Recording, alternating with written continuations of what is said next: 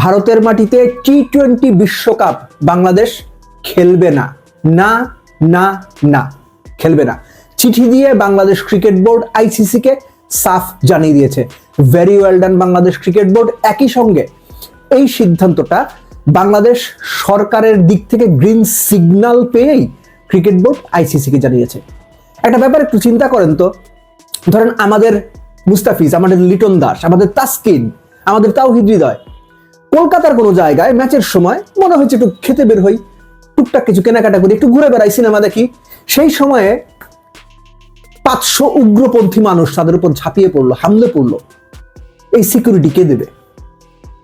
বাংলাদেশের team bus যাচ্ছে Eden গার্ডেন্সে, সেখান থেকে ঢিল ছোড়া হলো, পাটকেল ছোড়া হলো, আর বড় কিছু ছোড়া হলো, কে দায়িত্ব নেবে? বাংলাদেশের ক্রিকেটার, কোচিং স্টাফ, দলের সঙ্গে সংশ্লিষ্ট যারা থাকবেন তাদের নিরাপত্তা কে নিশ্চিত করবে? এক মুস্তাফিজকেই আপনারা হুমকির কারণে আইপিএল ছাড়া করলেন। মুস্তাফিজকে খেলতে দেওয়া হবে না। মুস্তাফিজকে খেলতে দেওয়া হলে বা আইপিএল খেললে উগ্র সমর্থকরা এই করবে ওই করবে, এই ভয়ে মুস্তাফিজকে আপনারা আইপিএল অ্যাকোমোডেট করলেন না। পুরো বাংলাদেশ দল যখন যাবে তখন কি হবে? বাংলাদেশের হাজার হাজার দর্শক যখন খেলা দেখতে যাবে তখন কি হবে? যুদ্ধ লেগে যাবে তো। আমরা দেখিনি মেসি যখন কলকাতাতে এসেছিল তখন তাদের দর্শকরা কি করেছে? যেভাবে গ্যালারি ভেঙে মাঠে প্রবেশ করেছে, যেভাবে তারা ভাঙচুর করেছে, যেভাবে মাঠের টার্ফ পর্যন্ত উঠিয়ে নিয়ে গেছে ভাই। মাঠের যে ধরেন মাঠের কার্পেট, মাঠের চারদিকে কার্পেট লাগে, যে কার্পেট উঠাই নিয়ে গেছে। সেইখানে বাংলাদেশ টিম যদি বিশ্বকাপ খেলতে যায় এরা কি করবে? আপনি একবার চিন্তা করছেন? Of course ICC event, particular government কিংবা ইন্ডিয়ান গভর্নমেন্ট সিকিউরিটি দেবে, দ্যাট ইজ ট্রু। কিন্তু এই যে মব তৈরি হয়, মব কালচার দেখে তো আমরা অভ্যস্ত এখন।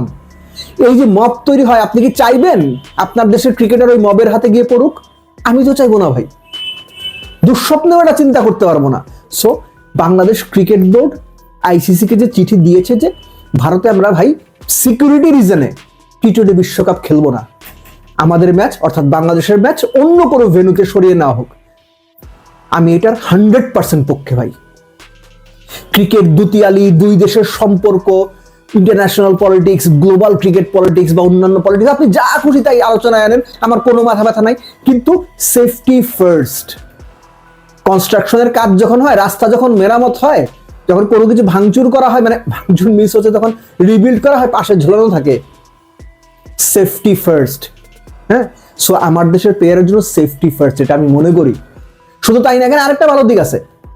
এই যে বাংলাদেশের দর্শক, আমার পরিচিত অনেকে আছে, তাই প্রশ্ন করে, ভাই বাংলাদেশের খেলা, কলকাতাতে কয়েকটা খেলা আছে, কাছাকাছি গিয়ে খেলা দেখতে পারবো, ভিসাটা কেমনে পাবো? এর কোনো উত্তর তো ভাই আমার কাছে নাই। পরিস্থিতি কি আপনারা জানেন?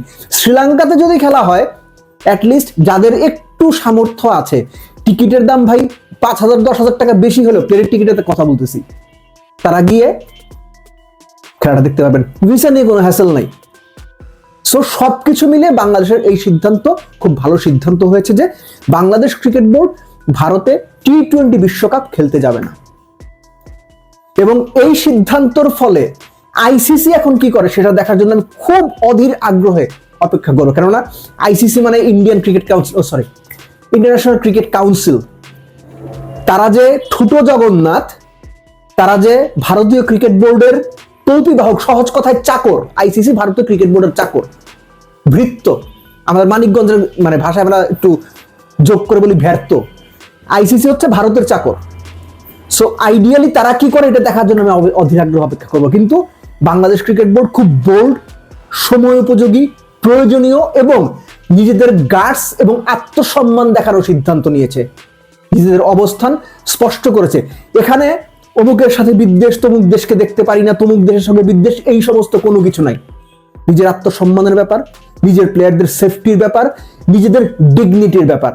বাংলাদেশ ক্রিকেট বোর্ড বাংলাদেশ ক্রিকেটের ডিগনিটি নিশ্চিত করেছে, আত্মসম্মান নিশ্চিত করেছে। সেজন্য বাংলাদেশ ক্রিকেট বোর্ডকে ধন্যবাদ।